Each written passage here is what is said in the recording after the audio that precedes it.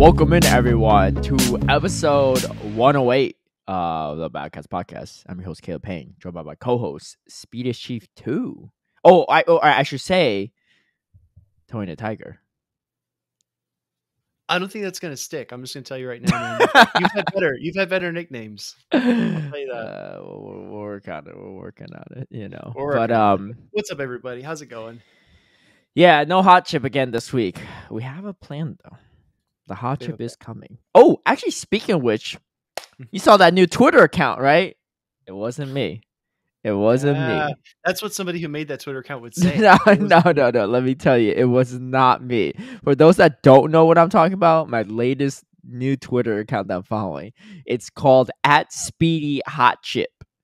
Has Speedy eaten the hot chip? Is the name. It's a picture of you. Yeah. And then the only tweet says no. Period. Yeah, I actually I talked about this on I interviewed with Stadium Cast yesterday with Martine and Amanda. I talked about this account. I was just like, yeah, and even when I tried to figure out who it was, Caleb took a screenshot of a Discord message with the person who made it, and he's like, "You get 3 guesses. If you don't guess, then you're never gonna find out." Like, turning a game into a game. I'm like, all right, I'm the game. Yeah, I'm like Saul. You know, you ever seen the Saul movies? Bro, why are you not writing scripts in Hollywood, man? It starts here. We're on chapter 2 of this movie. Yeah. Yeah, this is it. It's a reality TV show.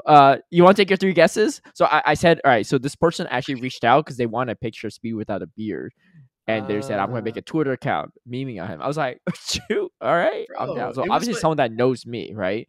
But you get 3 guesses, and everyone listening, all right. That's what I said to Speedy.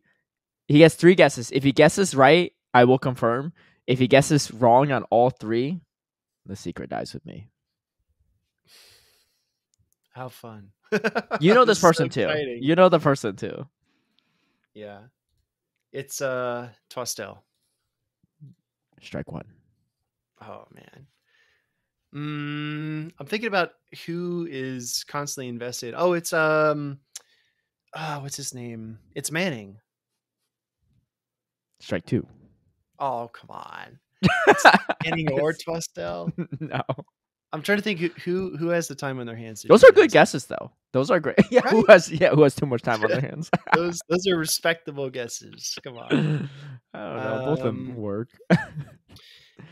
We don't know Squirrel Trapper's true identity, so it can't be him. I'm trying to think who else. So Quackadile always messes with me in the comments on YouTube. That's my 3rd guess. That's a pretty good guess.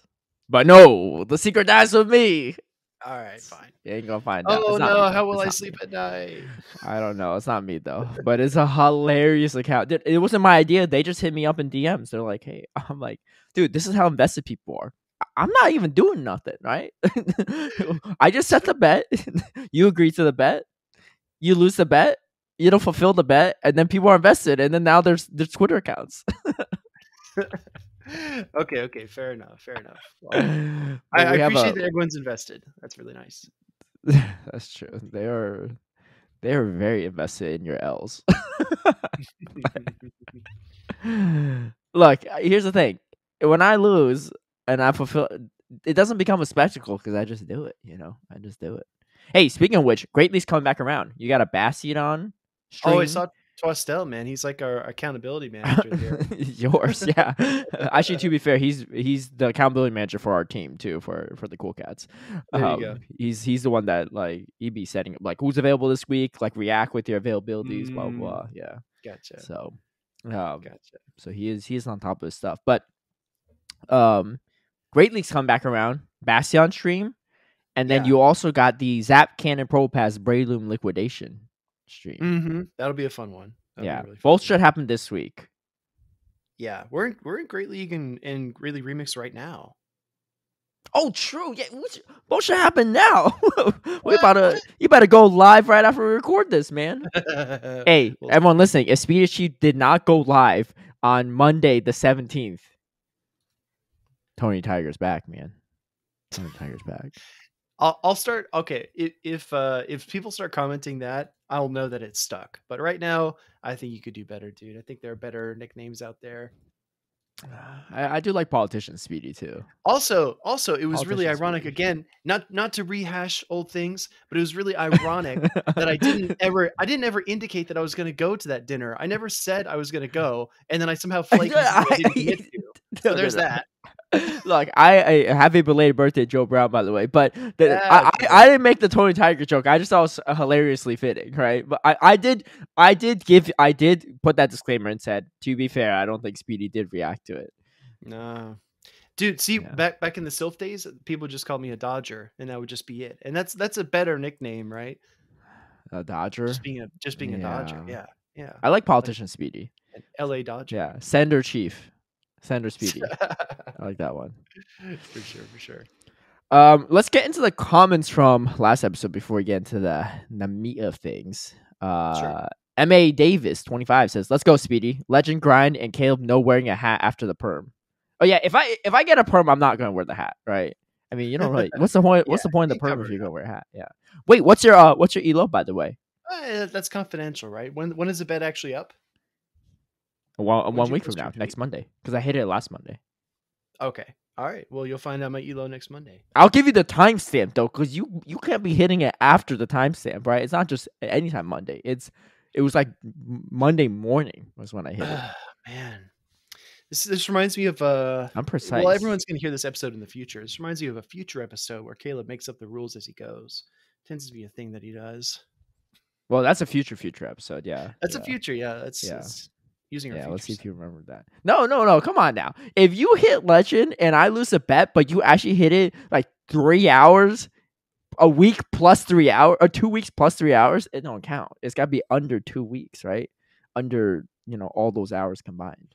I'm too lazy to do the math right now. How many hours that is? Oniaki says, "Love the timestamps for reference." Yes, I've been doing it for this past episode with Bread, and then the episode with Michael Staronka. I probably won't do it for like all of them, right? Because it's a lot of content. But I'll do it for the interviews. I think. At least the good ones. No, actually, no. I shouldn't say that. That's not why. They're all good. They're all good. The ones that I think make sense to have timestamps. Yeah, let me just phrase that way. Next thing you know, we have a guest on. There's no timestamps. Like, what are you trying to say, Caleb? My interview wasn't good. Rose Diamond says, "I love natto. My bestie in college was from Tokyo. Introduced me to vegan sushi natto. Tamaki is delicious. It's supposed to be brain food, so try it before a battle. Try it before a battle. I'm about to eat it every morning if that's the case." Yeah. Great point, Rose. I don't really it's vegan sushi. Okay, never mind. I had something else in my mind. Vegan sushi, I'll try it. Yeah. I'm down to try natto. I'm actually kind of curious. I don't know. Everyone that I see online eating it like raves about it. They love it. They be stirring that thing up. It'd be looking real gooey. Jacan says that's a long one. So it's a big one. Multifaceted. Yeah. He also said, or they also said, I don't know the gender. Don't know why, but this comment was deleted initially. If it gets deleted again, GG. Yeah, I don't blame you for not trying to have it type a third time. But they did go through this time. For some background, I'm a week 2 player, and I've been to Japan a fair amount of times, 10 plus. That's a lot of times. I don't think I've been to anywhere 10 plus outside places I've just straight up lived. Exactly. The group of folks I play with in country are 1 million plus catchers. My comments are centered toward Pokemon/Go. All right. Number 1, language. Google Translate is fine. Google Translate and Google Maps are sufficient to get around. Number 2, unique, non-touristy locations. Good luck with avoiding tourists. There are many Pokemon centers to visit, at least once. There are also Pokemon manholes all over this country. Outside of Tokyo, there is a Chansey playground and a Slowpoke playground. Google the locations. They're all points of interest in Go and will have a gym or stop. Send Pokemon Go gifts to your friends back home. Wouldn't recommend, but I flew over to Okinawa for a day to get a Pikachu with the white shirt. Wow. Wait, so what's the Chansey playground and Slowpoke playground? Like, what's actually there? Because I assume it's not like real Chansey and Slowpoke, right? I actually have never heard of that, but I assume like there's like Slowpokes built into the slides and stuff. Is what I assume that is. Probably a slow slide. Maybe it's like not very. Wait, I've seen this picture before. So the Chansey playground actually has a Lickitung slide where the tongue is the slide component. Oh, I've seen this before. I didn't know that this was a real it thing. was part of the transit time. Nice. Yeah. Number 3. S2 cells and content. The rules apply as any other location, but what makes Japan OP is the number of sponsored content. Sponsored points of interest can stack the same cell. Be careful though, running an auto catcher. You can easily spin cap on day 1. You may need to turn off spins if you want to farm certain research. Oh, that's a good tip. That's actually a good point. I mean, I spin capped that Milwaukee regionals, and that was just regional, so that was only for a few hours. Man, that's actually a good point. Did you get your Go Plus Plus? Did you order one? Dude, I did. I'm actually charging it right now. I haven't taken it out of the box. I pre-ordered it, and dude, I'm never pre-ordering anything ever again. I pre-ordered Scarlet and Violet, and it didn't show up for like the next day, right? Yep. Order Go Plus Plus to survive on Friday. It got here this morning. I technically got here yesterday, but my package room didn't get it until and today's Monday, so it's like 2-3 day delay, and it's like just in stores. Like it's not like they're sold out, right? I thought the pre-order is like this will get here right when they release, or even a little sooner, right? The pre-order is getting here later. Dude, the thing is, so for Scarlet Violet, I ordered the code instead of the actual disc, so I was able to just like get the code, download it from the Nintendo store online, and then with the Go Plus Plus, I pre-ordered it to Best Buy, and I actually drove to Best Buy to go get it. Wait, you went? Best Buy? You went to the Best Buy. I pre-ordered from Best Buy, but they delivered it. No, I didn't think the extra step. That's my mistake. That was my mistake. There's a Go Plus Plus. They weren't going to sell out. Come on now. On day 1. I mean, this is not like a Taylor Swift ticket. Funny story. When I got to Best Buy, it's the one I went to is in Louisiana, right? And when I got there, I asked, wait, you have to drive all the way to Louisiana for Best Buy? Yeah, dude, it's pretty rough, but it's like 20 minutes. It's like 20 minutes, yeah, right? You're really close to the border. I keep forgetting. You're like literally crossing states, but like it's not a big deal for you. Yeah. So when I got there, I asked how many other pre-orders they had, and the guy was like, "Oh, I think this is the first one we've seen of this today." I'm like, "Oh man." Oh no. You try to be like, "Oh, I'm the first one here," right? I'd be like, "You're gonna be the first one all year." I was like, "Please tell me that a ton of people are ordering this, and like Pokemon Go is very active." I did not get my wish. I mean, I don't know. I mean, we're talking about Japan being the hot spot of Pokemon Go, not Louisiana, but true. Yeah, that's a good point. Number 4, luggage and moving about. Oversized luggage and trains do not work. The roller carry-ons are okay, but bullet trains have a specific area for large suitcases, and those spaces must be reserved. Hotel to hotel luggage delivery is very convenient. You can even get it sent from airport to hotel. I made my comment initially because I want to limit the number of times you are using the bullet train. That's a huge point actually, because I'm definitely gonna have a big suitcase. Number 5, go for the mobile Wi-Fi rental. SIM cards work, but we're Go players. We have multiple devices for whatever reason. The standard router connects 10 devices. Caveat: the battery will not last a day, especially in the hot temperatures. Keep that router juiced. I have had the unfortunate incident where my router died 1 hour into a Safari zone. You do not want to desperately try to restart your MoFi while everyone around you is having the time of their lives. After that experience, I rent the router and have international roaming option on my main phone as a backup. Is just the international Wi-Fi not good enough? I don't know. I thought it was. Yeah, or international data plan. Yeah, actually, for anyone that knows, DH Jacan or anyone else listening, if you all know, please keep us posted. Like, is the what do you call it? The one just like an international plan you could buy from like T-Mobile or Verizon, whatever carrier you have, is that enough or not? Yeah, please let us know that. I mean, I don't mind getting the Wi-Fi rental, but I feel like it would just be easier to preload it, right? Your phone plan. I think so. Yeah. Number 6, battery packs. Make sure they're TSA or whatever airport you're coming from compliant. Your home airport might not check. Japan airport checks. Really? What are they checking for? I don't know. I think it needs to be TSA compliant in terms of maybe size or wattage or something like that. That's actually a really good question. I need to look into this. Money. 7-Elevens have ATMs. Before you fly over, create a Suica card account on your phone and load it with money. This covers your non-Shinkansen fares. Suica is also used in many shops and restaurants. Everything else is credit card. The mom and pop scenario is fairly rare, but you will need cash for arcades. Thank you for that. That's actually a good clarification. Grind areas. Tokyo. The Pokemon Center at Ikibukaru. I might be pronouncing a lot of these wrong. Bukuru, yeah. Yeah, I might be mispronouncing a lot of these incorrectly. My apologies in advance. Is the primary spot if you're going to sit and grind indoors. After that would be Kinshicho Station, which used to be number 1.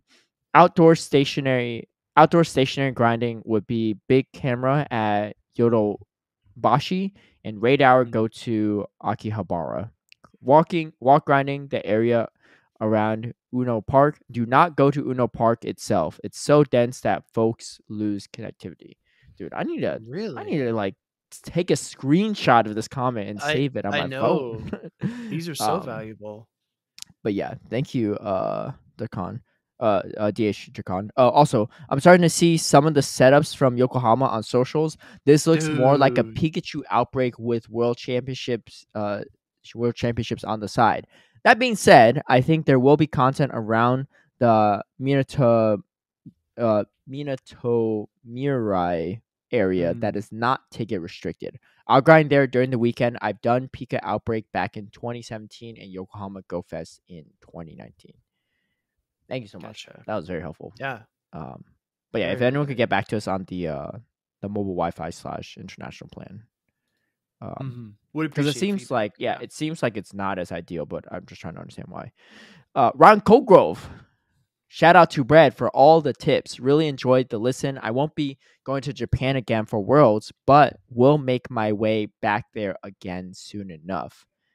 Also, yeah, definitely. Speedy has some interest to pay up for Hot Chip. Should have been a live stream. Let's just get it over with before the trip. Gotta make room for running that incoming 5K after losing Legend again. Dude, no one wants to do this 5K except for Ryan Colgrove. Exactly. Dude, nobody. One of my friends yesterday ran an ultra omega marathon, whatever, and it was 50 kilometers. Which in context 50? Is 31 miles, yeah. And you know how our Pokemon Go like tracks our mileage, right? Yeah, dude. I messaged her. I'm like, girl, I didn't even move 50 kilometers this past week. Yeah. What the heck? You did in a day. Yeah, she used to play Pokemon. It was just like more. I was like, dude, you should have been hatching all the eggs. Yeah, right. Just like, but yeah, load your account just for that walk or that marathon or whatever. Yeah, she was insane. She just running it. Yeah. Toshi Suzuki says, I went to Japan for 3 weeks this past March. For data, I recommend looking into eSIMs if your phone supports it. The company I used was Ubigi, and had no issues playing Pokemon Go and using internet in Japan. Enjoy your time in Japan. Also, I am Team 7-Eleven. Wait, so we have another suggestion on what to do for Wi-Fi and data. So Toshi Suzuki is recommending eSIMs. But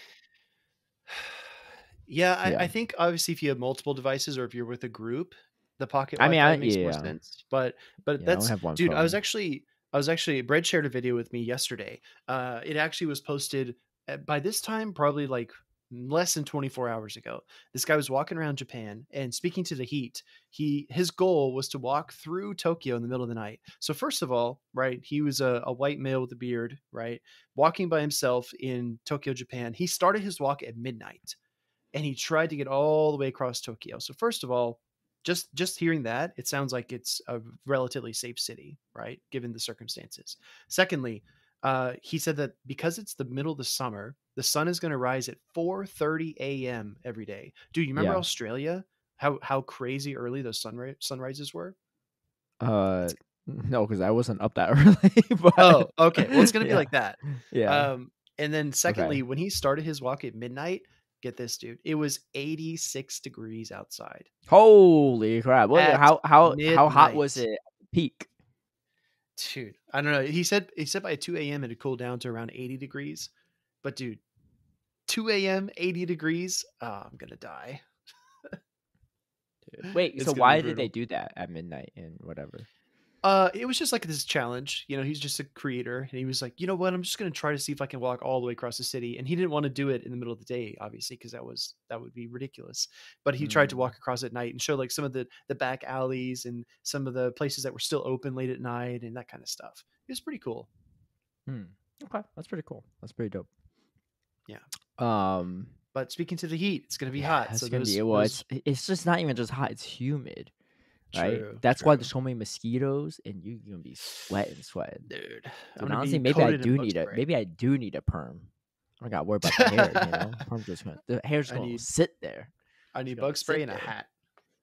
yeah, like a safari out here. Yeah. Sir Twix says, "Not Rob here." Oh, so it's actually not Rob. I only really have one thing I'll say counter to what most folks tell you. Eating in public is fine. I've lived in southern Honshu and Kyushu for a long time, and people don't care enough for you to worry about it. I think foreigners are more annoyed at foreigners doing it than Japanese folks. Interesting. I probably won't risk it myself, but that's good to know. If you're like dying of hunger. When you're hungry, man. I guess so. If you still think you want to be sensitive, you can eat your food from convenience stores, also called konbini, right outside the building. Okay. This is very common as a practice for people to get their food in konbinis, take it outside, eat it, use the trash cans at the konbini. This seems really odd to me for years until I realized it's a Japanese hack to get rid of all your garbage when you go to the konbinis instead of carrying it with you. While there aren't many garbage cans, it's really hard to get around without carrying it. The best way to dump your garbage in your bottles of vending machine drinks is to look for vending machines with large garbage cans near them, or go to konbini and dump your trash there. You got a pin? Interesting. Yeah. Sorry. No, I'm actually pulling the pins off of the board. No, it's fine. I thought you were showing it for the konbini. I was confused. No. Just so everyone who's watching the YouTube video is like, what is he doing with his hands? You can see. Yeah. I got you. Also, after living here a while, I can't recommend enough a half-size sling bag, backpack, or a kind of hip knapsack. US people call them fanny packs, and wear like a sling back. They're great for holding a few large items like portable umbrellas, a small purchase of a t-shirt, jacket, or plushie or two, trash, your wallet and coins, and all your Pokemon items like Pokeball Plus or mobile batteries to charge. Anyway, have fun in Japan, guys. Hopefully I can catch you in Osaka for a bit, at least until Speedy Frosted Flakes on all of us. Hey, that's sure did on all his bets. Side not Rob. See, the Frosted Flakes are coming in. Well, no, wait. The Frosted Flakes, Tony Tiger is Frosted Flakes, right? Dude, if you don't know that, then you have no right to try to make this. When's the last time you had Frosted Flakes? Come on now, dude. I don't know. I think we all had a childhood, but you're the same person who's never tried sweet potatoes with marshmallows on top. That was a southern thing. Yeah. One is comment from Ross: when you listen instead of watching, sounds like Caleb bully Speed the whole time. I don't know. I feel like if you're watching instead of listening, it's still like that. Yeah. Look, wow. All right. Just you, everyone listening, put yourself in my shoes. You win a hard-earned bet, right? And you wait over a year, and it still hasn't been fulfilled yet. When was the Bastion bet? Over a year ago. I'm pretty sure it was over a year ago. It was like shortly after you joined the podcast. I didn't know, right? I didn't know. I thought I was inviting Speedy as Chief to be the co-host, not Towing the Tiger, but here we are. Dude, I didn't know that instead of discussing content, every single episode was going to be a bet. And Ross saying Caleb seems like a bully. What? You think Caleb's an ass? Wow, this is breaking news for everyone that's ever known Caleb. Yeah, you clearly have never seen me and Butters co-cast before. Oh my god. Look, I'm just saying it how it is, right? If people can't take the honesty, people can't. I didn't make the Twitter account, right? If people are on my side, right? I'm holding Speedy accountable. I'm doing it for you all. Dude, all right, what's the alternative, right? He loses all these bets. I'm like, no big deal. Just no need to eat no hot chip. It's fine. No need to do a stream with Bastion. Yeah. You lost this bet. Don't worry about it. It could right? be that Take way. This one's on me. There is one Caleb out in the multiverse who's like, you know what? Not a big deal. I get it. No worries. Yeah. But then there's this Caleb. And in that multiverse, that Caleb's losing every bet. He's a whole different man. Well, sure. However you want to measure it, I guess.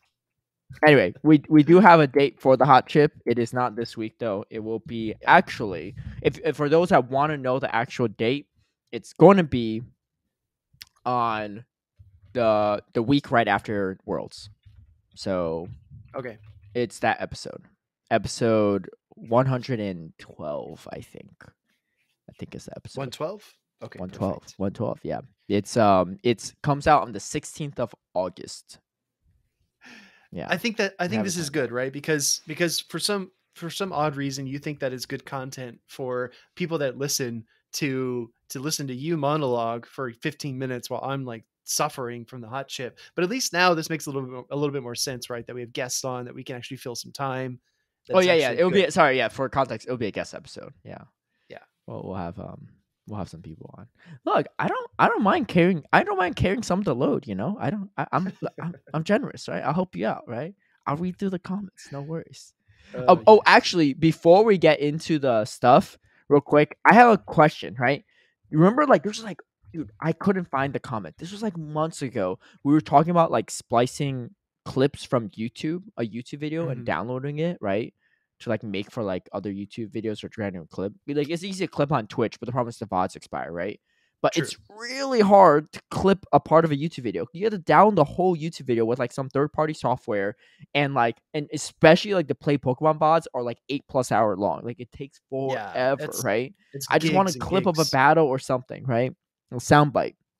And when we said this, you had the genius idea of just opening up OBS, watching and screen recording from there, right? Which I think it's fine. The problem is like I don't want to sit there and like watch it like the whole time sometimes. But I think that was the solution I went with. And then I can't remember who, someone commented below and said, actually, this is also a great software for doing exactly what you're looking for, right? Without having to use OBS. Do you know what that software is? Do you No. Okay. Well, I don't either. Sure.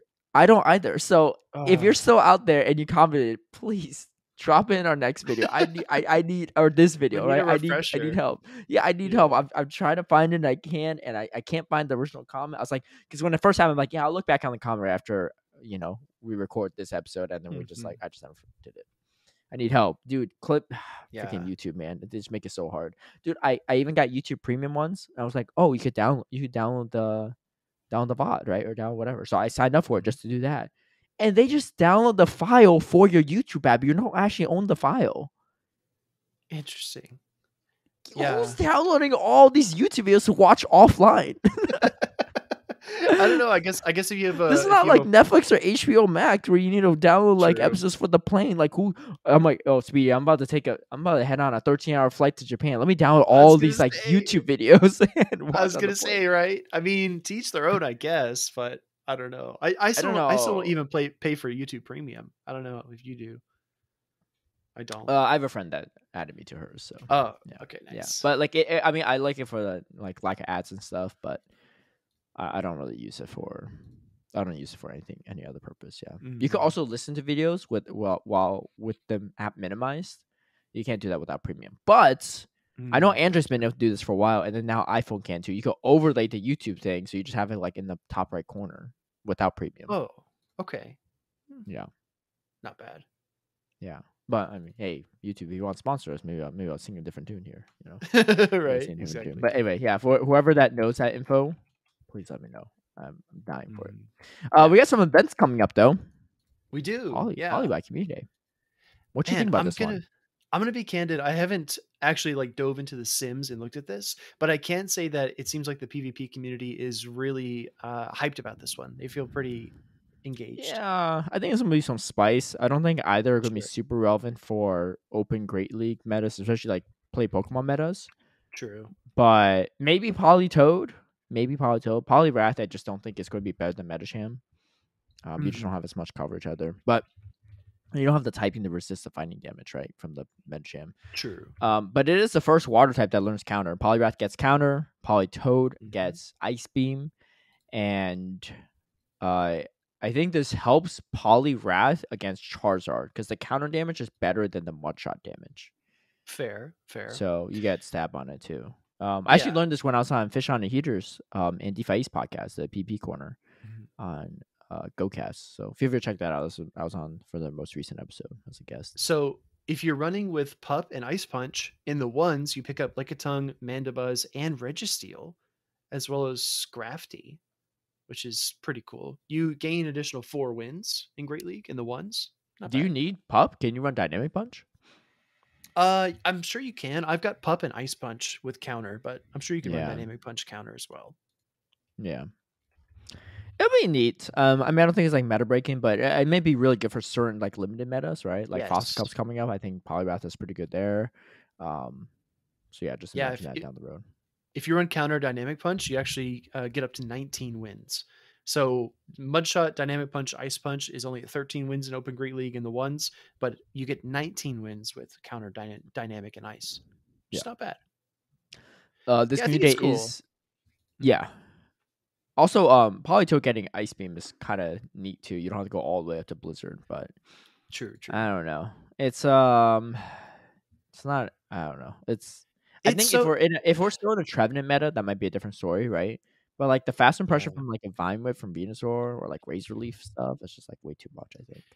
Here's the thing, right? Like a lot of people are looking at the top play Pokemon meta and they're like, oh, I just wish something would just totally disrupt, Medicham, Noctowl, Altaria, whatever. I mean, we already do. We have Carbink. We have Carbink all the way, right? But it's so hard to disrupt all the others. I mean, even Wadaj winning NAIC, he did it with Toxicroak, which is sub poison type, which resists counter. So it's really tough to win, a regional or an IC with a Surfetched or a Shadow Machamp or a Poliwrath, a Pure Fighter. It's really tough because Metacham's at the top of the pile. So I get it, but like a lot of people on Twitter are just always like, well, this feels boring because now we only have a Pokemon that's good in like 2 limited metas. It's just that the top meta is so hard to disrupt. It's so hard to change anything up there. Well, also we did release Carbink and people hate Carbink. So true. Some people hate it. Some people love it. They're hating Legend with it. I don't know. Have you been running Carbink? No, I haven't even touched it. Good. Don't touch it for another week. Yeah, because we have for the Legend thing. We have Carbink raids for GoFest actually. Yeah, I just didn't two reasons. One, I didn't want to spend the resources to make my Carbink like not a PvP spread Carbink just to like abuse it for a few weeks in GBL before it comes out and GoFest, right? There's that. Sure. And second is also like I don't want to make content on it and then people be like, well, I don't have a Carbink. Like, what do you want me to do? It sucks for you, right? Like, I'm like, it's the content thing is weird, right? Because everybody wants to see how good something is, and then they decide then if they want to invest in it. But you're always going to have somebody saying, "Oh my God, you had XL Kofagrigus in Ultra League before anyone else, so you're a cheater and a hacker, and it's not fair." Yeah, a little on the nose, right? Yeah, that one's Shout out to Yasser. Oh, it was Yasser? I had somebody else in mind. It was Yasser and No Trouble Clef. Yeah. Okay. Yeah. See, people think I'm bullying people. I'm just being honest, right? I'm just throwing it out there, right? like Speedy's polite about it. He's like, oh, I'm just referencing someone. I ain't subtweeting. I'm adding them.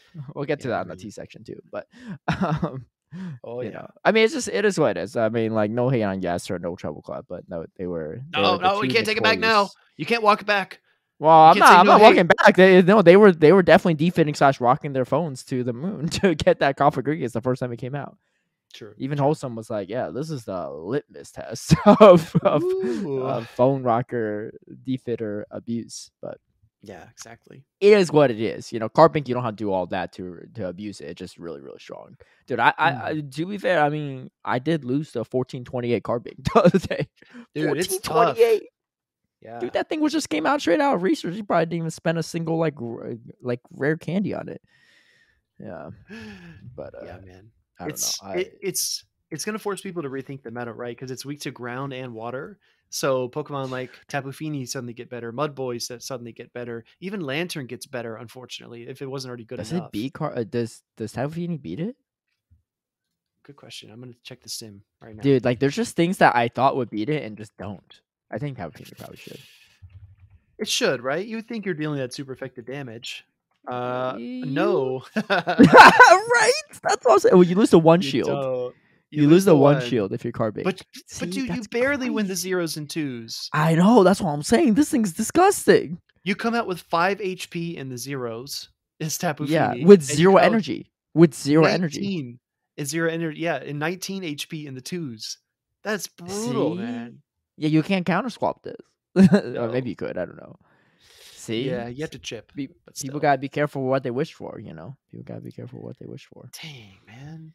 This thing Yeah. is busted. Right? That's what I'm saying.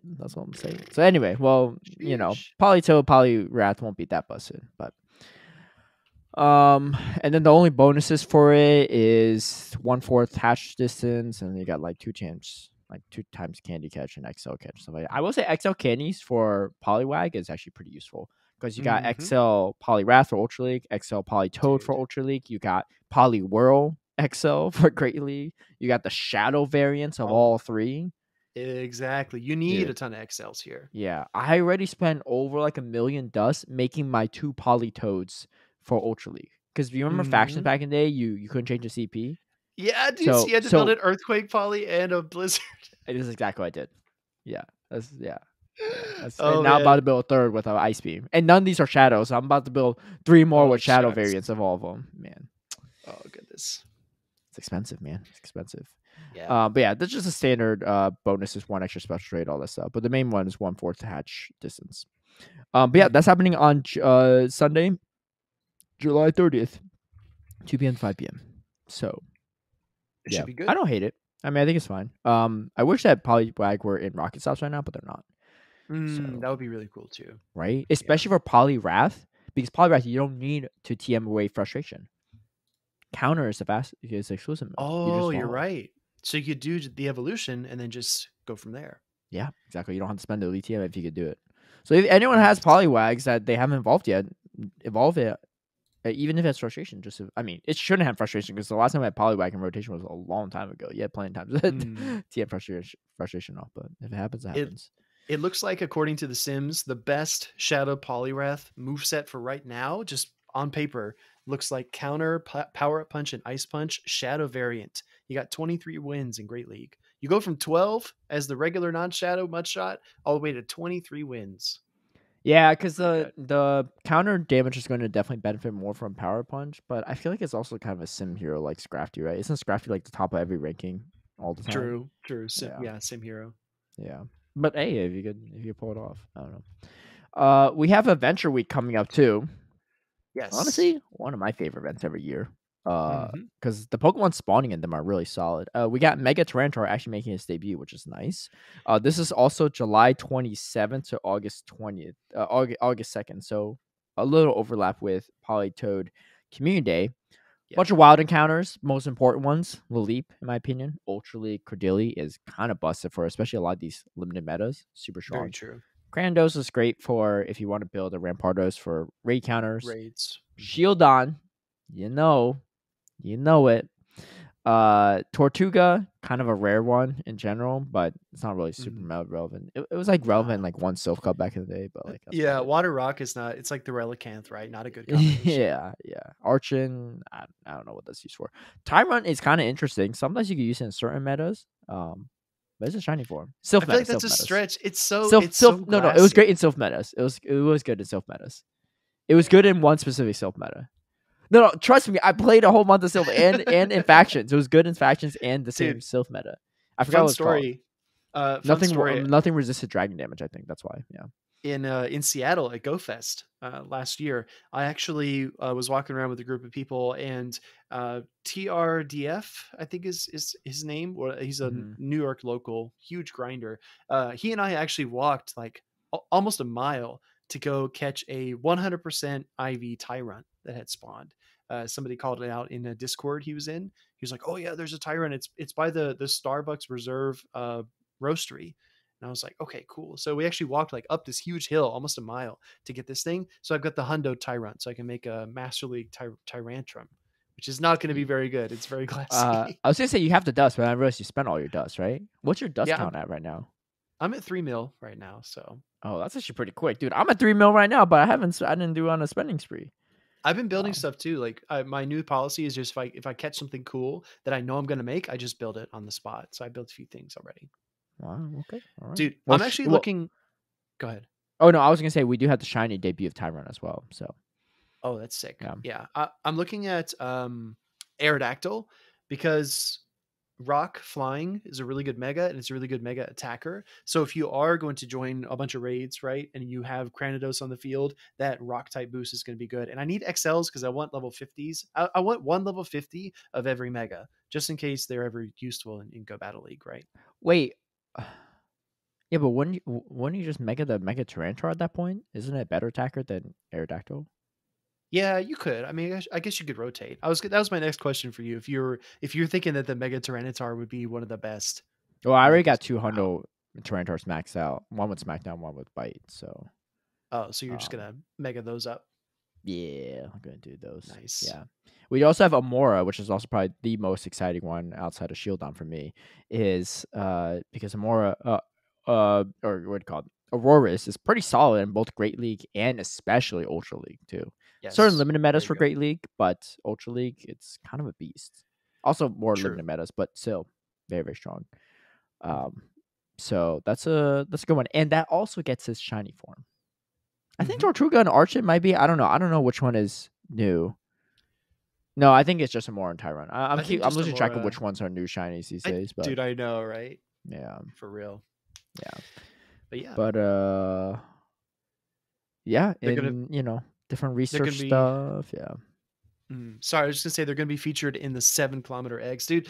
This could have been a T7 by itself. We have the Riolu Hatch Day, and then we have the 7-kilometer eggs in Adventure Week, but no deals on incubators or anything like that. It's kind of like, I think they said they're going to have some. I don't know. We'll see. I'm in very much a wait and see kind of mood when it comes to these. I heard the boxes are different for people these days too. Oh, they're changing again? No, they're different. Like me and you. All right, let's compare boxes real quick. Okay. Pull up your game. No, I'm telling you, like we might have different boxes in our specific stores. Some might be better. I mean, one's definitely going to be better than the other, unless it depends on what you're looking for. But, yeah, that's I guess something they're like testing out right now. Mine literally just changed from you have a gold box. Okay. No, I have a special box, an ace box, and a remote raid box. What? These are so different. I have a gold box, a hatch box, and an explorer box. What? 1700, 1990, and 1900 for mine. What are the prices of yours? $385 for the special, $390 for the ace, so different. And mine $490 for the remote. Why are mine so expensive? Dude, yeah, they're super expensive. I have a bunch of incubators in my explorer box, 10 super and 6 regular. My gold box, I have 13. What in the world? I mean, it's a little blurry, but yeah, I get your drift. Yeah, this is mine. It's wild. Yeah, yours is completely different. Dude, you got the big Whopper boxes there. Dude, yeah, I don't know if they're worth it, but they do have stuff in it. 13 super incubators and 2 regular egg incubators for the gold box. Yeah. The hatch box has 10 super incubators and 12 regular incubators. You think that's worth it? 1990? Dude, I don't have... It sounds pretty good. I don't have any... Sounds like you want dude, my boxes. I don't have incubators in any of my boxes. Dude, I have incubators in all 3 of mine. What? Even my starter box has incubators. You see what I mean? It's so weird. Dude, I know. This remote raid box is actually a good deal. It's got 3 remote raid passes, right? So the old value would have been 450 coins plus a premium pass. So 550 for 450 coins old value for 490. So like actually not bad. Terrible. Yeah, it's not bad. But with the current remote raid passes, that's 525 just for the remotes. And then an extra 100 for the regular. So not bad. That's true. You about to dip into it? No, I already have my max number of remotes right now. yeah. You can't carry more than 5, right? Whoopee. Have you tried the Campfire Pokegenie raid stuff? No, I haven't even tried it yet. I tried it. No one joined. Dang, sad. Yeah, but it literally, I watched a tutorial video on Twitter. It literally operates from Niantic. It literally operates like Pokegenie raids, except slightly better. Like like in terms, it's slightly better in terms of like the integration into the game. But yeah, no one joined mine. Sad. Sorry, Niantic. I did my best. Event bonuses: 2 times XP for spinning Pokestops, 5 times XP for spinning a Pokestop for the first time, and 1/2 hatch distance when eggs are placed in incubators. Okay. Yeah. And that's about it. And we have Regidrago back in raids as well as T-Tard. Yeah. Go to a new town, spin some stops, catch some fossil Pokemon. And Mega T-Tar is 300 to Mega the first time, right? Just like Gyarados. Probably, yeah. Dude, really is there... Expensive. let me just ask you this. I'm asking everyone as well who's listening. Is there like a mega guide, hour by hour, the energy costs, the tiers, the Pokemon? Has anyone made that? Sounds like a job for Speediest Chief. I was gonna say, because like if I wanted to, if I was getting ready for Japan, hypothetically, right, and I wanted Yeah. to mega evolve something, and I was like, Mhm. how can I get this mega the fastest? Like if I want tier 3 mega Blaziken, I want to mega evolve every single day. How much energy do I need to get in order to like max it before I even get to Japan? That's like the kind of question I'm asking here. Oh, I see. I see. You know what I mean? And I Yeah, the feel like the problem is megas are all it's different. cheaper. The problem is it's cheaper to mega. I mean, sorry, it gets cheaper to mega evolve it again if you wait longer, right? So you're just saying like Yeah, strictly 24 hour by 24 hour, yeah, something like like that. Because 24 I hour know that dot. Yeah, yeah, there's like the first, obviously there are 3 tiers, right? Then you have yeah, different cooldowns, but also the energy costs. Like the energy costs if you do your mega at yeah, like 11:50 p.m. and then the next day you look at it in the morning, the yeah, energy cost is higher than if you looked at it yeah. Like 24 12:01 hours a.m. Yeah. later. Exactly. Yeah. So I don't know what your mega situation's like, but I think I have a mega 3 of every single typing at this point. Nice. So my current grind, especially because I'm not rating that much anymore, Mhm. is I only make evolve when it's free. Yeah. You But know, that's the point that you should be at, right? If you have yeah. enough of the If you megas. have enough, yeah. If you don't, I get what you're Yeah. saying. If you don't have enough and you're trying to get enough for Japan, I mean, the problem is like we don't Mhm. know what's spawning in. I guess for Go Fest maybe stuff, but Yeah. yeah, you want stuff for Carbink, right? When you do Carbink raids, you want to have something a rock or a fairy mega for that. Yeah, I was actually breaking down all the different spawns from the different Go Fest and which megas are going to be the best. I want to Yeah, make a video out of it, but you used to do calendars too, right? yeah, it's Yeah, just a lot of work to make yeah. those. Now we're just chilling on the podcast, just saying random stuff. Exactly, Yeah, you just used to do all talking. this. You used to make. I remember you used to make the Speed Achieve calendar. I think I used to cross reference it sometimes when I was about to do a podcast with Heck yeah, Zionic. man. Yeah. Yeah. Well, if they're helpful, if people like them, maybe I'll bring them back. Let's worry about the chip first. Let's worry about the chip first. All right. Anyway, the Riolu hatch event too. So this is an Yeah. interesting one. Um, I don't know. I don't know if you read too much into this love. I don't know if I love it or You not. you got mixed feelings? What are I you got thinking? mixed feelings. So the event is what day is it? It's on Saturday, July 22nd. And this is why I don't really love these things. Because it's kind of a misnomer from Niantic. Riolu Hatch Day. When you hear that, what do you think in your head? Like, what do you think the event's going to be? A day of hatching, right? Yeah, day of Or hatching hatching, like Riolu. just Riolu and all the eggs or something. No. It's Riolu Hatch Day, 2 p.m. to 5 p.m. That's it. You got 3 hours to hatch. What? So you have Unless to you're like my friend running an ultra marathon for 3 hours straight. Like, you have to hatch all your eggs in your inventory and then spin stop starting at 2 p.m. to get the Riolu eggs and then hatch those too? yes. Weird, right? Dude, even Joe Merrick from Cerebi, he tweeted out about this event and he was like, yeah, there doesn't seem to be any incentive. It's time gated. It just feels like this is a Yeah. miss. Yeah, I don't So know. We'll see. I mean, this is an event coming up this upcoming weekend, but this feels like a test event, right? I don't know that they've never done this before, like a hatch event for 3 hours, right? This has never been a thing. no, I'm glad they have it. Hopefully, Um, this is the first and last. well, at Just this, saying. so two things. First, this feels like a test. Secondly, if you don't get your Riolus and Lucarios now, you will have a chance during Go Fest because Lucario will be spawning in the wild.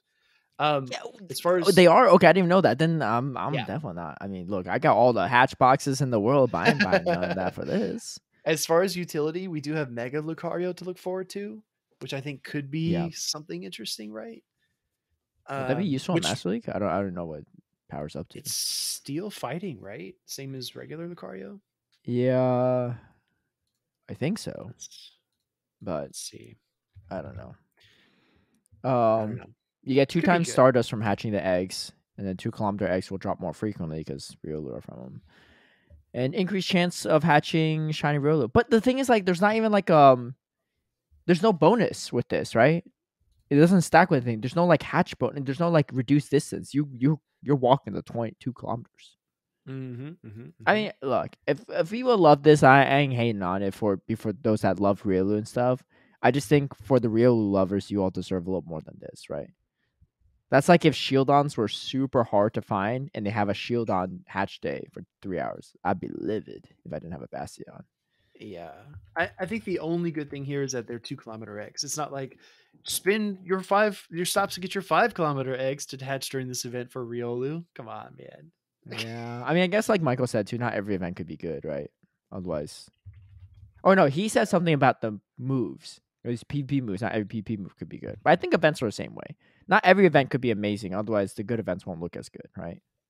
Yeah, exactly. I mean, and that's just life in general, right? You can't have like every meal you have be the best meal of your life. Otherwise, you just become desensitized and you don't value it, right?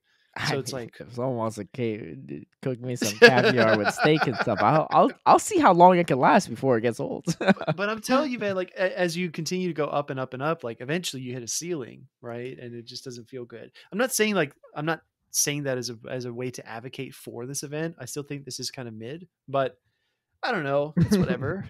I think mid is a compliment for this one. I will say the good. Okay, I will say for all the pessimists out there, this is an event that you can 100% miss out on, and you would not notice a difference. yeah. The good news is, good news, everyone. You don't gotta play it. Exactly. It's funny. So, well, yeah. Anyway, so I didn't realize that Lucario or Riolu were spawning in the wild for GoFest, but yeah, if that's the case, you can have my hatch boxes, Speediest Chief. Dude, there you go. GBL, I need an elo check from you. We already talked about this at the beginning of the episode. I'm not going to change my mind. You get the ELO reveal next week. Next week. All right. Okay. Well, if that's the case, let me tell you exactly when I hit Legend, so you have a time frame in mind, right? All right. I hit Legend on July 10th, 1 week ago, last Monday, 2 p.m. 2:02 p.m. my time, which means that you have until 4 p.m. and 1 minute p.m. your time next week. Okay, next Monday. Okay, 4 p.m. next Monday. I mean, it's very doable, especially if you got a card bank. Yeah. Luckily, you haven't used a card bank. Yeah, especially if you have a card bank. Ah, dude, that's interesting. We actually have something else on our schedule at that time too. What? We do? Yeah. I won't say on the podcast, but yeah. Oh, yeah.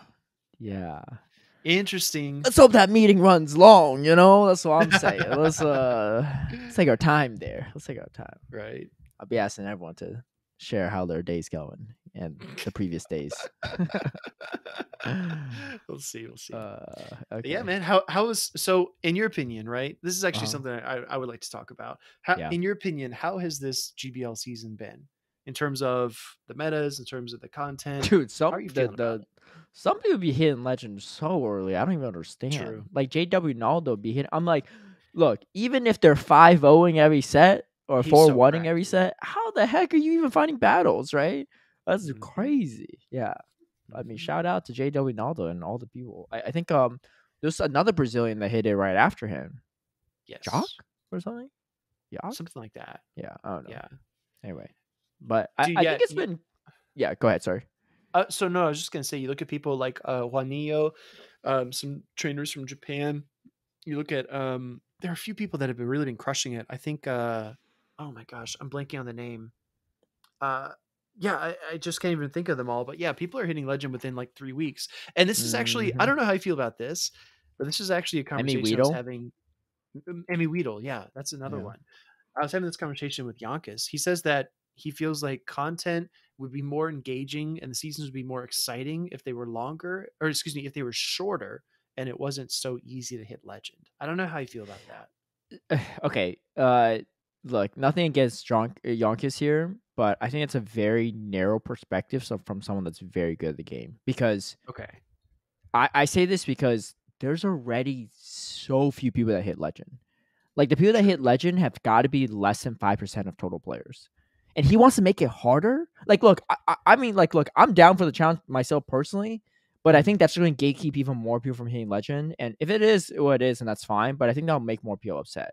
Like, I think that would be fun, and it would be good content for Yonkers because he's actually going to be like, oh, am I going to hit legend this season? I might not, right? But for him right now, because he's such a good player, he could hit like he's in the top like 5 percentile players, I would say. He could hit legend consistently, right? And way before the season's over.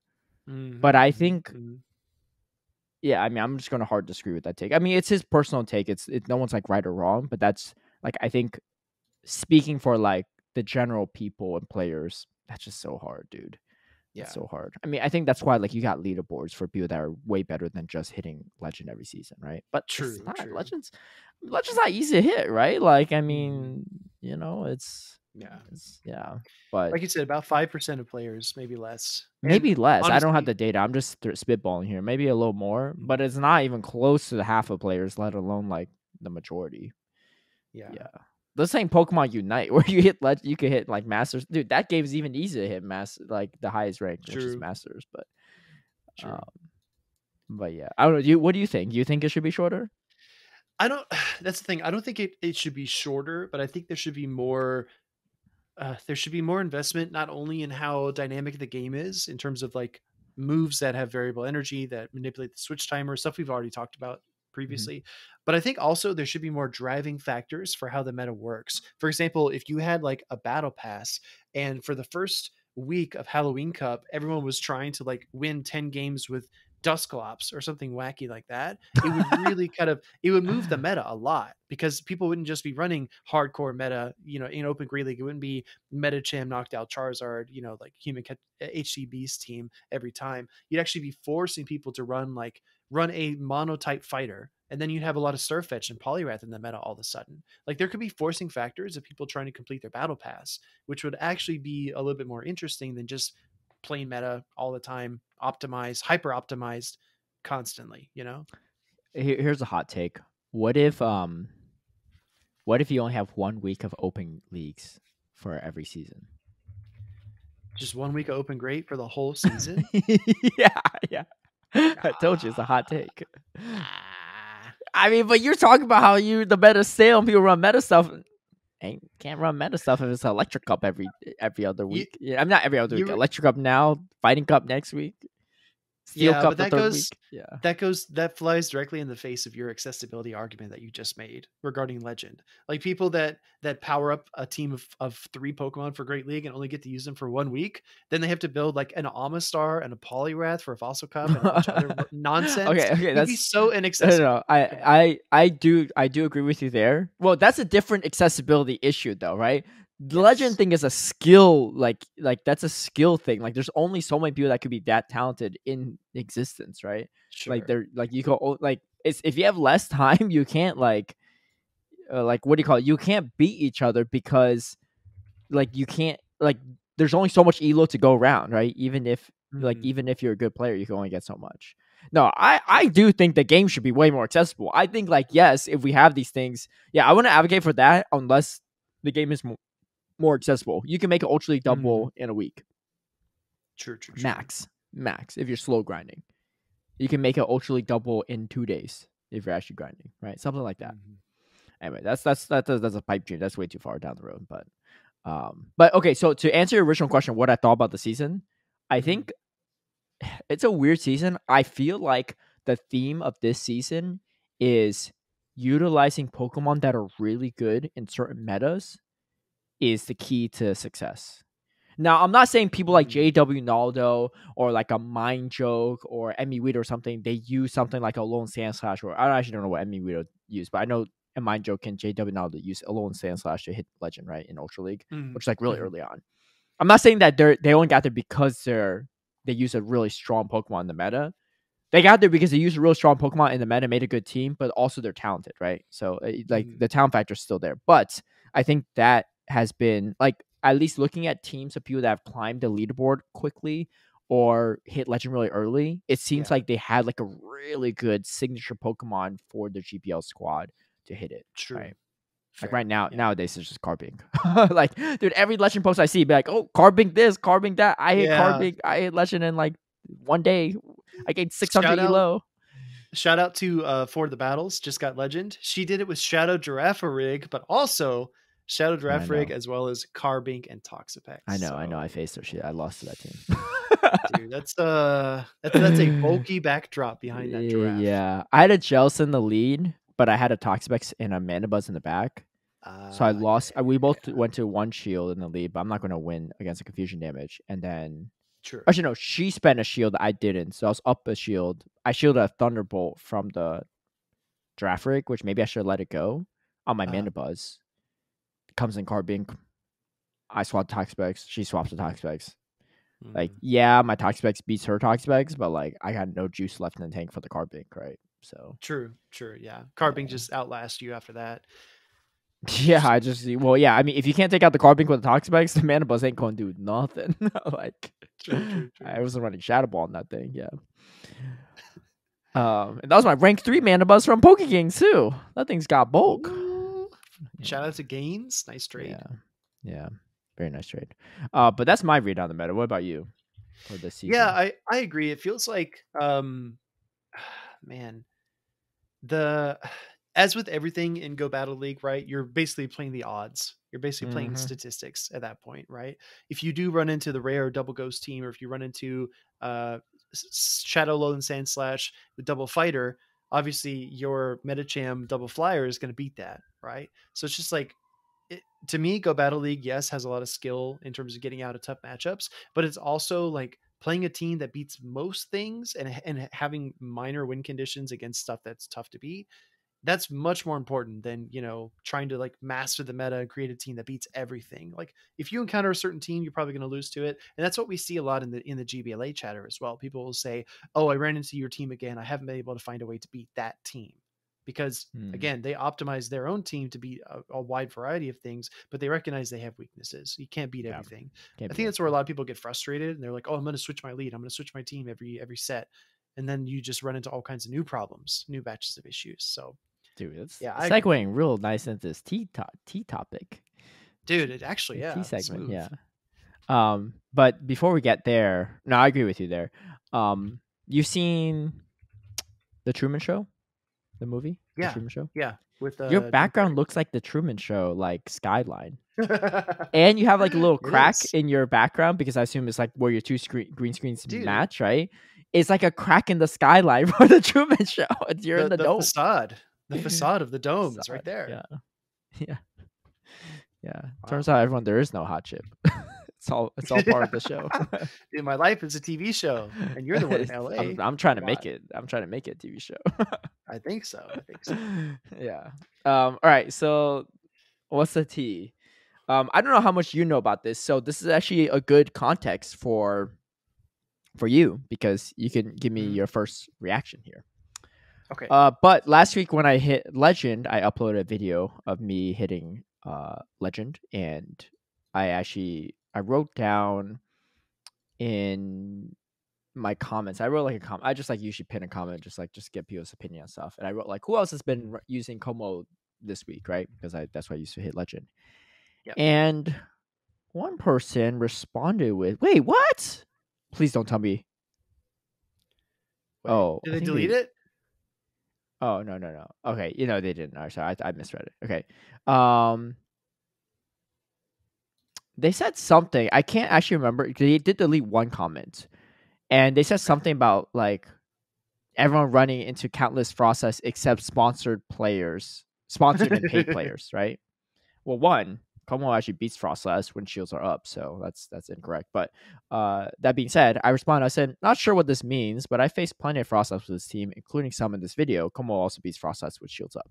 And he says, or this person says, you know exactly what it means. Ever had a season you didn't reach Legend? This is where I get a little snarky, so my apologies. I said, nope, that's because I'm one of the best in the game. The little peace emoji. And then they responded, this is what I'm talking about. Gaslighting when you know fully this is a rock, paper, scissors game with software designed to keep average players at a 50% win rate and continually grinding. And I was like, well, how do you explain how some of the best players in GBR are also some of the best players in the official tournament circuit when it's not just blind threes format? I'm not trying to be patronizing here. I'm just genuinely curious. And then they responded with, anyone picked to join these tournaments are not subject to the software. they're no better than anyone else. Oh, Even if you yeah. count perfectly, your opponent won't necessarily throw a charge move when it's available. So it's impossible for anyone to really be better. Majority of players, the plebes, can win 5 straight, then lose 5 straight consistently, which proves team comp means nothing. In my opinion, content creators that never badmouth Niantic don't lose elo when they have negative sets. They only gain on positive sets. If that wasn't true, some content creators would have a rough season here or there, and most hit legend every season. Well, I mean, look, I was just talking about how bad these boxes and stuff were in the real event. So how come I'm not at 300 elo? But anyway, I respond with, well, first, no one's picked to join these tournaments. Literally, anyone can sign up for them. I'm talking about to play Pokemon tournaments, obviously, but I think they clearly are not aware of that. And I said, look, I hear what you're saying. You're not the first nor the last to have such theories. I know this may sound harsh, but the reality is there's no one rigging PvP for or against players. Just like in all things in life, some people are better than others. Those who are better put in more time to perfect their craft and skills, and sometimes have some innate talent. Shoot me a message on Twitter and share 10 battles of GBL in a row. I'd be happy to make a video commentating on the gameplay if anything could be improved, or if it was really just the game rigged against you. Everyone has things they can improve upon in their gameplay, and usually another set of eyes can help point those things out. And I actually took a screenshot of this and posted on Twitter. I was like, do you think this person sends me some footage? And the funny thing is, a bunch of people responded like, yo, I'm not this person, but can I send you some of my footage? I'm like, sure, why not? So, dude, I kid you not, I have like 30 plus like DMs in my folder of footage to review. So I'm like slowly churning things out, right? But it's been great. As just like I have a new like segment called Caleb's Critique Corner, right? So I've been just making content on that. But this person never sent it to me. But they also said afterward, they said, I feel a bit bad for being accusatory, but let me give you an example why I feel there's algorithm software and most content creators know about it and intentionally deny. You hear that, Speedy? You're intentionally denying. You're part of the problem. I'm Donawalling the algorithm here. They said, in Ultra League, I was running a team triple weak to electric, but balanced otherwise. Had a 10-game win streak, then lost 5 straight, and guess what? In those 5 losses, 3 times I encountered teams with Ampharos. That dang Ampharos. And of all Pokemon, Raikou. Nobody runs Raikou in Ultra League. You never see that, but magically after winning 10 straight, it pops up 3 times in 5 battles paired with Ampharos. This type of hard countering happens consistently in my experience. So my question for you is, do you find that suspicious? I said, no, I know it may feel odd, but coincidences like these are just a product of the randomness you may see when facing players running blind threes. Even though it seems like no one may run Raikou in Ultra League, someone on the other side of your battle is running Raikou in Ultra League, and they have to match with someone when they battle. So it just happened to be you, along with anyone else they face. Anyway, I just say blah blah blah. Like, look, again, feel free to like send me your 10 battles. If you have it, I offer still stands. Just upload to Google Drive. Jason actually responded. Jason2890 said, Human Catcher Bug put out Ultra League video 2 months ago featuring Raikou and Ampharos, and his video has thousands of views. So you shouldn't be surprised when you start running into teams showcased by YouTubers. I had no idea. He's running Raikou and Ultra League. It's crazy. That's wild, right? But hey, it's a thing. Yeah, I think I said, this is one of my first comments to him. I said, you're blaming a thing that doesn't exist and using it as an excuse. You would get better at it if you understood how the game works and the top battlers play it. Oh, no, sorry, I didn't say that. No, someone else said that. I don't know why. I was like, wow, this is kind of harsh from me. But someone else said this. That was someone named Rex. The person responded to that person saying, I've reached expert many seasons, so I'm not that bad. And if you think companies don't employ psychological strategies to keep their customers spending, you're just naive. To be fair, I don't think that's incorrect, right? They might have certain. I mean, we have the boxes being like they're testing player consumer data on like who's going to buy what boxes. So I don't think Niantic's past that. But they're not doing that for GBL. They got no money to make on GBL in general. And then they said, I'm more interested in developing my pattern recognition skills that climbing in GBL. It's something to pass time on work breaks. Blah, blah, all this stuff. Anyway, I don't know. So, we mentioned this before on the podcast. Let me just say it again. The only algorithm in GBL is the one that pairs you to as close to your elo as possible. People that are like, oh, suspicious. I win 5 in a row and I start losing 5 in a row. Well, guess what? You climbed because you won 5 in a row and now you're facing harder players. You're probably going to lose unless you got better in that set or you're hitting above your weight class still, right? Like it's just like, yeah, you can't. No one's gonna go on an infinite win streak because eventually you face better players or just you run into bad team comps. But it's not a thing. And if anyone listening still, I mean, I think people that listen to our podcast aren't really believers of the matchmaking out, like the team composition algorithm, I should say.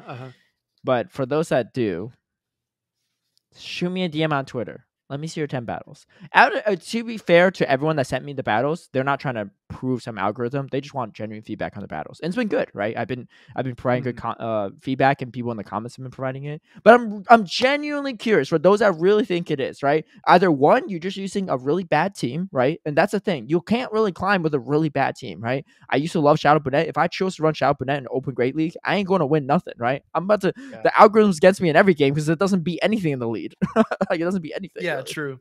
I mean, it beats some things, but not a lot, you know. But Man, this has been a discussion ever since Go Battle League first came out, right? Yes. I think what a lot of people 2020.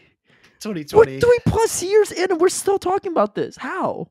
Well, what a lot of people the root of it, right, is that, for example, when you load into a raid and you're like, okay, I'm going to take on Articuno, the game will suggest Pokemon for you to play, right? And they'll suggest like Rampardos or maybe Rock Throw Carbink for, example's sake.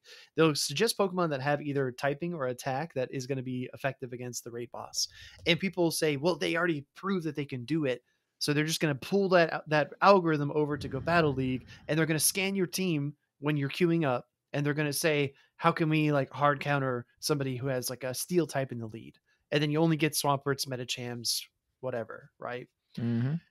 And I feel like a huge part of the skill gap in Go Battle League is recognizing when you need to fight for whichever of the big three advantages, right?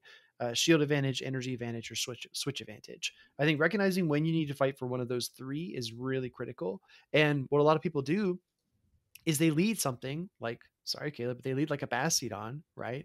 Mm-hmm. And then they come up against a Swampert, and then they make a switch, and they switch into something like, I don't know, a bad safe swap like Metacham, and then out comes Sableye, right? And it's like, okay, well, this feels very RPS. But if your safe swap is something different, something more neutral, like a Pelipper, right, then your opponent can only answer with certain things. Maybe they have like a Lantern, right? So there are always going to be answers to every Pokemon because you only have 3 that you can choose from. You can't. There has to be an answer to every Pokemon, otherwise the game would be right? stupid broken. Yeah, exactly. So again, I feel like yeah, it's just like, and it's tough, right? Because people that really believe that the world is against them, you can't really change their minds as much as we try, right? I'm trying to. I'm giving them the opportunity. Trying to. Shoot me a DM. Coaching. It's basically free coaching is what you're getting. A free coaching. Yeah. Free coaching. Yeah. I actually said, I think we mentioned this before in the podcast, but I love this psychology terminology. It's called the Dunning-Kruger effect.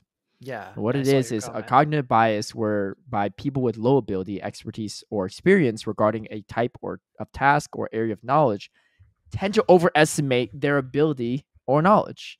And I wrote this in my tweet earlier today. I said people with Dunning-Kruger effect tend to overrate themselves because they do not see the qualitative difference between their performances and the performances of others, which is what leads to them blaming other things as a cause of their poor outcomes, like some non-existent algorithm that also Niantic already clarified in Dev Diary is not a thing. But some people are like, well, Niantic's trying to cover up whatever. Oh, look, I don't work for Niantic. They don't sponsor me for I'm not in the creative program or anything. And I've publicly on this podcast mentioned plenty of times how some of their boxes or events are hot garbage, right? I do love the game in many aspects, but I'm not I'm not trying to sugarcoat anything. But let me tell you, send me a DM and I will look through your footage. And if you get hard counted every which way, I mean, unless you're using a Weedle in Great League, right? It's yeah, you might just have some really bad luck, or it's all likely it's a misplay. This actually reminds me of a conversation I had with my professor in college. I was a psychology major and I was taking a juvenile delinquency class, and he said how many, he has a survey in the beginning to write your name, blah blah blah, like what year you are in college, and then he also has a part that says what do you expect your final grade to be. And he says every year, I've heard that question before. Yeah, and every year the majority of his students say somewhere in the A range, like the A/A minus range. The majority. And I also went to like a private school. Like a lot of people are like just tryhards in general, right? Like over 90% of students say they're going to get an A.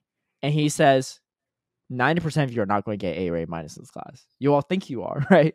But there's the majority of you are not going to get those A's, right? And I was one of the ones that put like A minus, and I definitely didn't get an A or A minus. So I was what I had the Dunning-Kruger effect to the max there, right? But it's just like a lot of people think they're above average. They think they're better. Like I think for drivers, this is a big thing, right? Especially in the U.S. I don't know for other countries. In the U.S. and America, if you ask people, do they think they're a better driver than everyone else? I think almost everyone's going to say they think they're better than the average driver. And you know what? True. There's no way you could be better than the average driver, because the average driver, it comprises of everyone that says they're better than the average. Just like the average cannot be that high because someone's getting these car accidents, right?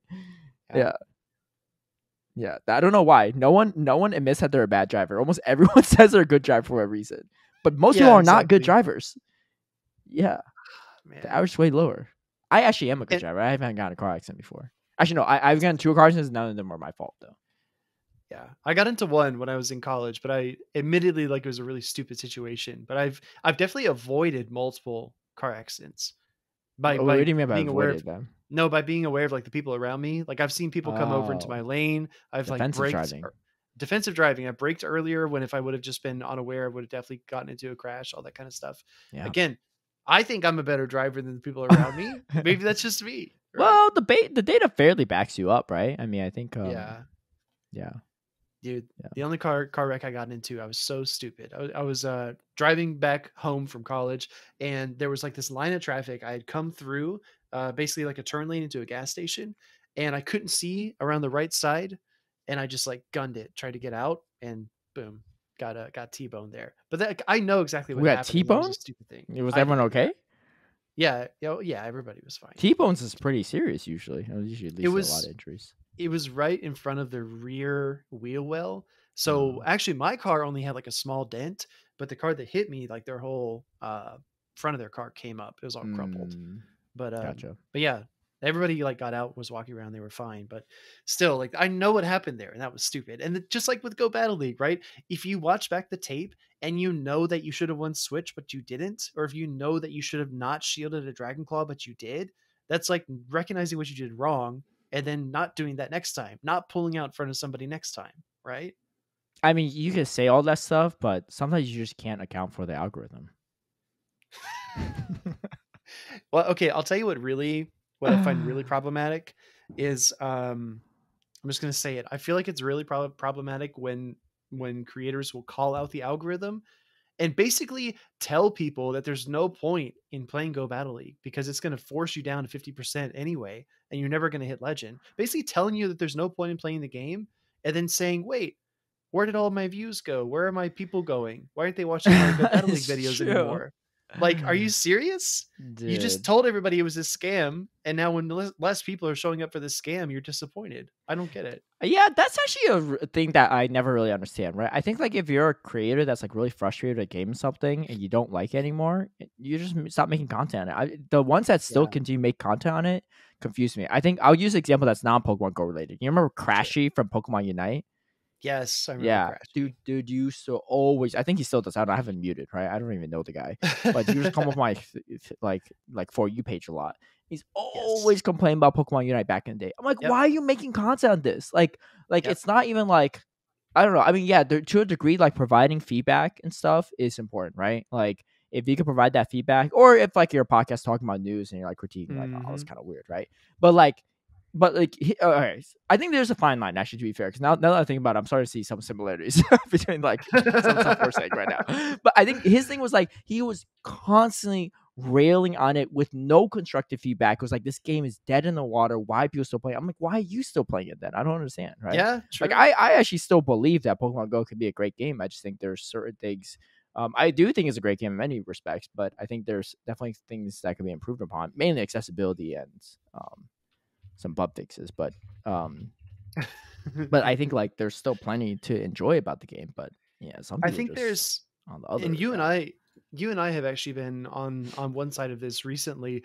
there's a fine line between defending a game or talking about a game because you think it could be good and you're invested in it and you care about it. There's a fine line between that and then just getting online and complaining for, attention. There's a fine line because when we talked with Michael and we had that whole interview, it's because we care about the game. We know he cares about it. We wanted to talk to him and see if we get any answers, right? But then if we just turn around and just, dumpster for the next 4 episodes about how the game is dying, of course people are going to stop listening because the game's dying. Like, what do you mean? Yeah. It's like, God, what's the phrase? It's like a foregone conclusion. When you say something's not going to work, it's not going to work, man. So, Yeah. Or like a self-fulfilling prophecy almost. Self-fulfilling prophecy. Yeah. Thank you. Yeah. That's better. Exactly.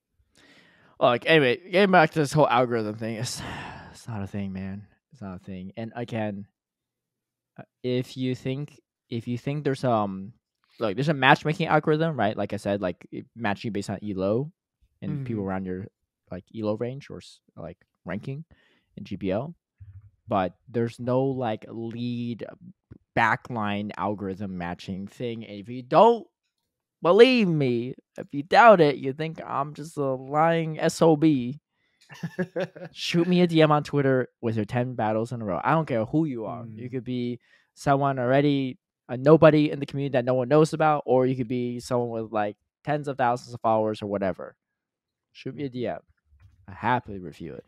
And I'll post it on YouTube for the whole world to see. And maybe also, I mean, of course, like I can't lie about it, right? Like I'm not going to manipulate the footage. So if you think I'm just making stuff up when I'm providing feedback and it's still the algorithm, you could disagree with me. But exactly. But in the meantime, you're getting free coaching. So in the meantime, you get free coaching. Yeah, exactly. Yeah. It's just no coincidence that people that are really good at GPL typically are really good at the tournament format too. It's not always a 1-to-1 like correlation there, but it's usually pretty strong. Emi Guido, reigning world champion, somehow is also first in GBL. Like, yeah, exactly. What are the odds of that? Oh, the odds of that. And also the thing is, like, they're like saying like, oh, the content creators get the bonus. Like, dude, most of the people on the GBL leaderboard are not content creators. You think we have time to sit and kill? That's a good point. Well, do you think we have time? You think we're good enough, right? Like, not every content creator is even good enough for that. Most aren't, right? Some content creators become content creators because they're really good, but for the most part, like, to be top of the top, like, dude, they don't have time to do this stuff, right? That's a good point. Yeah. JW Naldo, Emi Weedle, they're not streamers. They're not YouTubers. They don't get sponsored. They're not. That's DFH? a good point. I don't even know what DFH looks like. He's my teammate. And he's always on the leaderboard. Dude, that's actually a really good point. And trust me, I battled him. I don't even beat him in GBL. I battled him last night. I couldn't beat him. That totally destroys your commenters' perspective. Yeah. About sponsored creators only getting legend because they know about it, they pay for it or whatever. Dude, how many people are they sponsoring? Yeah, exactly. That we don't even know about. Dude. Yeah, it's not a thing. It's not a thing, y'all. It's 2023. Come on now. We're not in the Stone Age here. Let's get it together. Exactly right. But yeah, man. Anyway, it's tough. That's what's going on my DMs. Spicy DMs, dude. Yeah. Someone did comment on my Twitter post about that. They just said, "Give me a good team for Open Great League." Completely unrelated to the Danny Kruger effect. I just responded with triple carping. That was my response. Triple carving, dude. That was actually an idea I had the other day. I want your instant reaction for April Fool's 2024. What if duplicates were allowed in Go Battle League? Triple carping, then. I mean, yeah. I mean, you could. I mean, I don't think people are going to do that, but I think people triple mud boy. I think people are going to run. No. I think people are going to run a lot of ABB, but like real ABB, like Swampert double Regice or something, right? Yeah, or like Deoxys double Umbreon. Yeah, Boulder Cup vibes. Yeah, remember double Deoxys and freaking GoFest? Yeah, you know, Shmusov. Yeah, dude, that was that was not fun. So yeah, I think that could be really cool. A good April Fool's prank. Because what have we had? We had the 30-second switch timers. We also had the sprites all go back to like the 2D versions years ago. We didn't have anything. This year we had the Pidgey Pandemonium. That was the worst one. That was easily the worst. That was this past year. Yeah, that was whack. But now we can have duplicates in GBL. It was foul, I'm curious, as they would say. It was foul. I'm curious what everyone thinks in the comments. I would love to hear your feedback. I think it could be interesting. I just hope it's not Master League. or Ultra League. No, that'd be the Dude. worst. Or Ultra League. Can you imagine 2 Registeel? It's very hard to take out one of those. Dude, Yo, it's so one hard to Registeel, build one of one those. Registeel has Flash Cannon Zap Cannon, the other one has Focus Blast Zap Cannon. No shot. I think it's got to be at least Great League. I don't know. I mean, I wouldn't be opposed to it, but it's just going to force you to run duplicates, right? Like, why else would Exactly. you? Well, I think they should allow. What they should allow is also different variants, so you can run Galarian Stunfisk and Unova Stunfisk. Oh, like duplicates in the Pokedex? Yeah, Like yeah. like Kanto Ninetales or Lolo Ninetales? Yeah, exactly. I think that could be.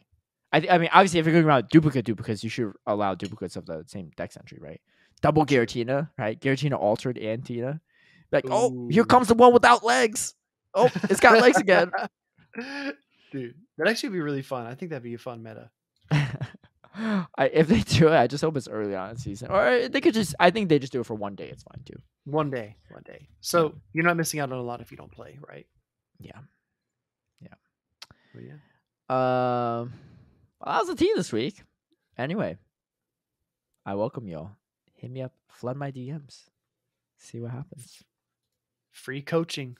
Get in there. I had some content creators reach out to me too, and some are like, really, like, yeah, hey, can I do it? I'm like, yeah, I don't mind. I don't care who you are. There's no recommendation. I'm just curious to see these battles. It's been fun to see some of these battles too. Yo, this upcoming one too. I haven't seen the footage yet. The person that I'm about to make the video today, this person submitted a team to me. I looked at it, like the first few clips. They're running Bastion, Shadow, Bonnet, Meganium. That was my season 1 GBL team from 2020. Dude, yeah, I was like, talk about a throwback. I'm literally gonna start the video and be like, look, just as a disclaimer, I think this team is not good in this meta. So like, there's some things that like you could say it's the algorithm, right? I don't think this person's trying to make an algorithm point, but I'm just saying like, you might lose a lot of games just on team comp alone. I don't think I can hit legend with this team today. Like, I think it's very hard. But that'd be really difficult. Yeah, Shadow Bonnet is hard to use. Dude.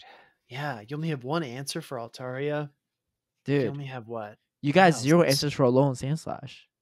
Ooh, that's dude, you know something 0 answers for Alolan Sandslash? Dude, killing me, right? Look, people can laugh at me all they want because I think they're allowed to, right? I wish this upon myself. We recognize the team comp, man. Like it's Did you look at it? Tough. Did you look at it? At Continentals? So those are still Continentals this past weekend, right? Yeah, Solo Sylph Continentals, and you were commentating, right? Yeah. My round 1 opponent is Elite, and he's got Shadow Alolan Sandslash. And again, I didn't have a Shadow Alolan Sandslash. My best Shadow Alolan Sandslash was the Umbreon. That was it. Oh no, dude! I didn't have a fighter. I didn't have a Mud Boy. Yeah, that's brutal. Dude, of all the people I got 3-0'd again on round 1 of the tournament. I was so pissed. I was like, why did I have to pair with him? No one else even brings Shadow Alolan Sandslash besides him in this tournament. It's like a slot based meta. I didn't think anyone's gonna bring it. And not only did I don't know. Props to him though. He made a very far run. He honestly should have won the whole thing if he just shielded his Lantern. But dude, he hindsight. Didn't use any shields in that decisive game. It was molding. Like Elite, stop it. I mean, don't stop. Actually, do something. No, he was playing insane, but like it just I mean, it was a long look. I'm not one to criticize gameplay from someone that good, right? Like like like I think like 99% of the time, the person you're facing in game 3 that needs to win it to make it any further in the tournament is going to bait there when they have like 100 entry on the Abomasnow. This Silent Beast guy, what a savage! Yo, he was the first Bastion user this season in Baltimore, top 8 with Bastion. Nice. Yeah, very nice. He had the Bastion Surfetch line in Baltimore. I'll tell you, man, Steel Trap. This Pokemon Go knowledge ain't leaving. Dude, I think I said it during the cast. I really felt like Elite left some things on the field for real in that decisive game. I'm sure he's gonna beat himself up for it, right? Yeah, because if he just wins that, he just goes to Worlds for Sylph, right? Instead, he ended up getting eliminated by Dialab, I think. Yeah. Eddie won it all though, so congratulations to Eddie. Dude, I don't understand. He was like going 0-3 like 5-6 weeks in a row in factions. And then he's like killing it now. Like, well, obviously he was a good battler, but I was just like, his factions like record was terrible on Deoxys Alberta defense, and now he joined Elite TMs, and he's like 3-0ing week to week. He's killing Sylph Continentals. I don't know what happens. He even was memeing on himself back in the day about how bad he was doing in factions. Dude, Yeah, I don't understand. I've seen some really funny memes like that the two dogs, the one that's like No, sad yeah, sitting in yeah, the corner, then the buff one. It's yeah, like the self Eddie in one. factions, and then Eddie in Sylph Continentals. It's pretty Yeah, funny. yeah, I don't know, dude. Congrats to him. He's a great battler, so I'm happy for him. He But is very good. it was just wild. Yeah. Yeah. But yeah, freaking almost hand slash, man. I need that thing to be nerfed. Whoever thought it was good to give it drill rod, please. I wonder.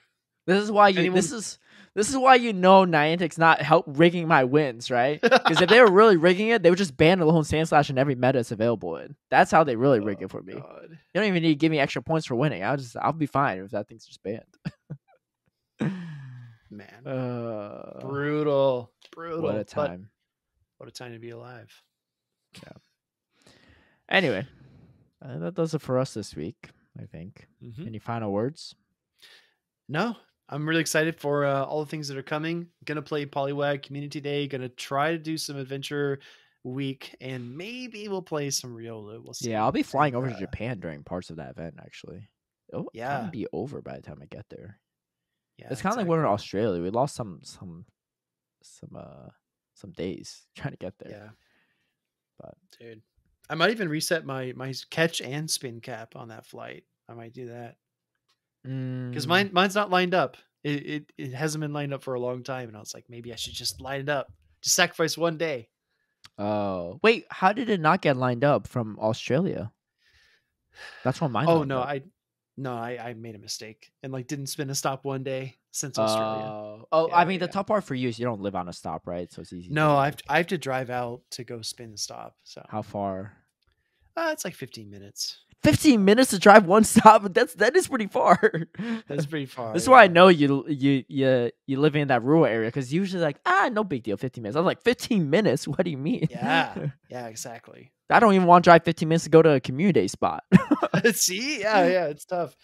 It's tough, but yeah. No, this is another chance to line things up. Yeah. Okay.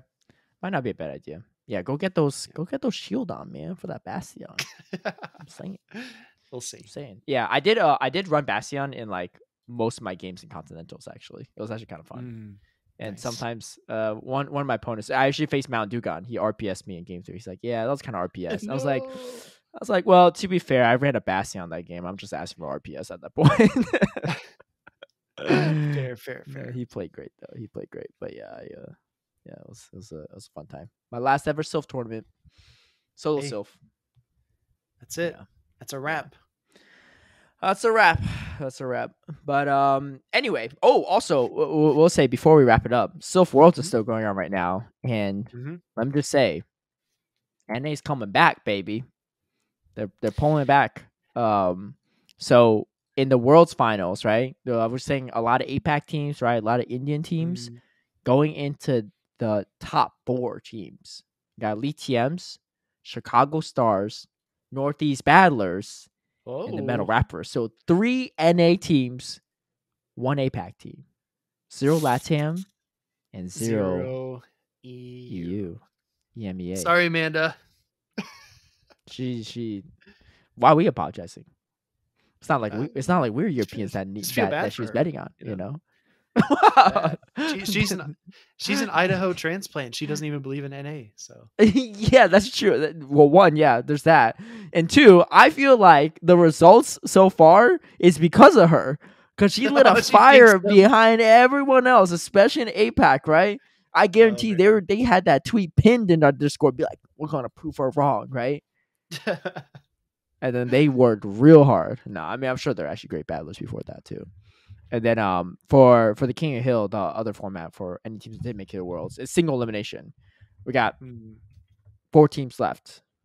My team, the Cool Cats, SoCal Swablu Gold, 2 NA teams, and we got Blue Marlins, LATAM, and Eat Pasashuda, which is a EMEA team. Who actually, you know who's on that team? Raging Taz. No shot, really? Yeah, he's been playing. I thought he was retired. I thought he left for the NFT space, but he's still playing. Yeah, he's still playing. No, he plays. He's played almost every single week. He's played 4 of the 6 weeks so far. Yeah. Shout out to Raging Taz, one of the true OGs as well. Yeah. One of the first Silph World champions. Back before they had like worlds. You're technically the first world champion. Yeah, he was a continental champion, right? Yeah, before they had so technically he was a world champion, but they never really like settled it, Mm-hmm. But yeah, he's on it. So nice. Yeah. So we'll see. I know who Amanda's rooting for out of all those. I'm sure.